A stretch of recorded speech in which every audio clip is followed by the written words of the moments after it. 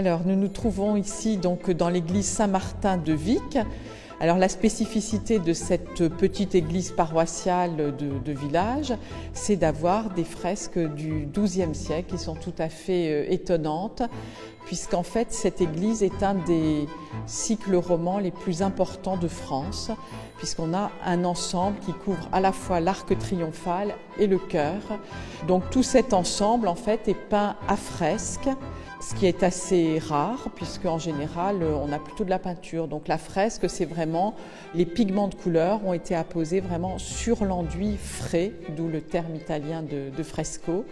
Et on a utilisé des pigments qui étaient assez courants dans la région. Donc à la fois, c'est une église paroissiale, donc c'était pas quelque chose, on n'a pas dépensé énormément d'argent en allant chercher des produits ou des pigments très, très coûteux, mais de par le tracé, le mouvement qu'a donné l'artiste, eh bien, ça en fait quelque chose de tout à fait étonnant et exceptionnel.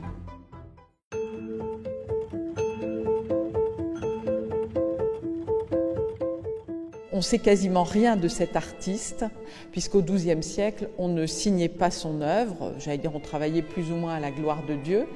Mais on a quand même quelques pistes, même si elles sont un peu ténues. Les historiens de l'art actuellement s'accordent quand même pour donner une grande influence à l'abbaye de Déol, qui était l'abbaye qui patronnait ici cette église paroissiale. Et on pense que le commanditaire des fresques, ce sont les moines bénédictins de l'abbaye de Déol, qui auraient donc choisi, payé vraisemblablement les fresques.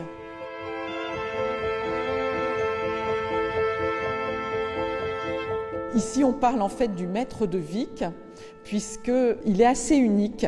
Jusqu'à maintenant, on n'a pas retrouvé d'autres églises peintes à fresque où on retrouve vraiment le même style, notamment ce travail des drapés, du mouvement, qui donne presque trois dimensions à ces fresques, avec ses grands yeux en amande, ses petites pommettes bien soulignées.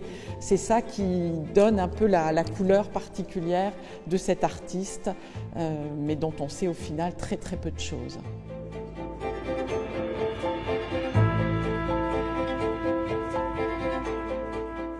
Ces fresques, en fait, ont été pendant longtemps masquées, badigeonnées, et il a fallu attendre 1849, au moment où l'église a été réouverte, parce qu'elle avait été abandonnée pendant la Révolution, même transformée en grange. Et puis en 1849, on nomme l'abbé Périgot, Jean-Baptiste Périgot, qui est le nouveau curé, tout jeune, et lui, évidemment, a à cœur de nettoyer, de remettre en ordre son église. Il fait tomber du badigeon et il voit apparaître une partie des fresques, et à partir de là, eh bien, il commence à les dégager avec beaucoup de respect, et puis évidemment il se fait aider par, j'allais dire, la châtelaine locale, à savoir Georges Sand, qui lui apporte son appui et qui, évidemment, de par ses relations, contribue à faire classer au titre des monuments historiques très très rapidement ces fresques.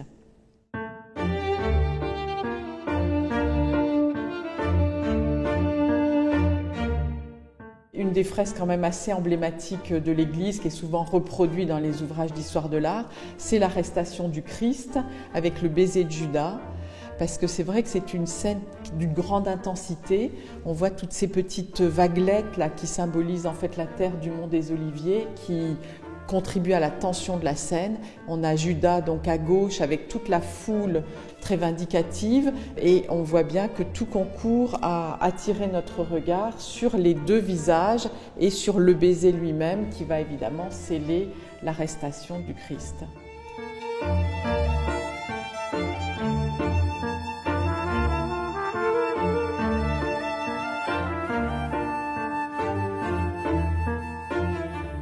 Depuis cette fin d'année, Vic entre dans une nouvelle ère, puisque l'idée c'était vraiment de donner à comprendre un peu ces fresques et de donner des outils de compréhension au public. Donc la communauté de communes La Châtre-Saint-Séver s'est lancée dans un gros projet qui a compris la restauration, mais également des outils de médiation. Et donc pour comprendre en fait toutes les fresques et toutes les scènes qui se trouvent sur ce grand arc triomphal, eh bien, on a des écrans à l'entrée de la nef et on peut choisir aussi la scène qu'on va regarder. Elle est soulignée par un rayon lumineux. Et puis on a aussi tenu à donner des choses pour le public handicapé ou malvoyant en l'occurrence, puisqu'on a reproduit en résine une scène, en l'occurrence le Christ en majesté, que donc les malvoyants pourront découvrir tactilement.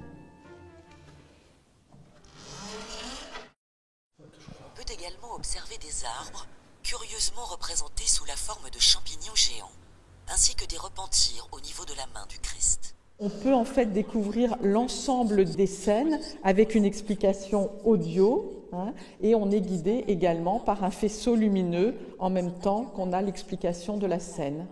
Vous contemplez ici la scène, le dernier repas que Jésus partage avec ses apôtres la veille de sa mort pour célébrer la Pâque juive.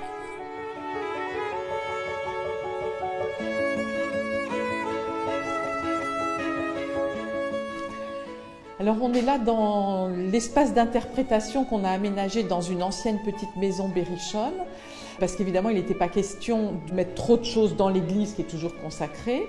Donc là, dans cet espace d'interprétation, on propose de compléter la visite, de l'approfondir par 4 petites vidéos que les gens peuvent choisir, des vidéos assez courtes de 3-4 minutes qui approfondissent un petit peu la restauration. On a une autre vidéo qui rappelle un peu l'histoire de l'église et puis évidemment la découverte des fresques avec George Sand. Le site de Vic est occupé dès la période antique, comme l'atteste le nom de Vic qui provient du mot vicus, c'est-à-dire village en latin.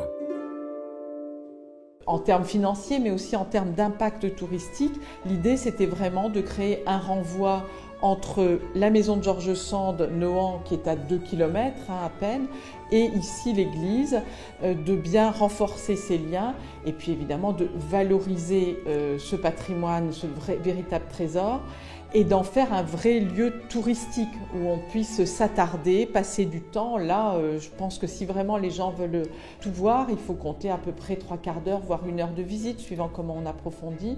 Donc ça devient vraiment un des lieux de visite un peu incontournables de ce territoire du pays de George Sand.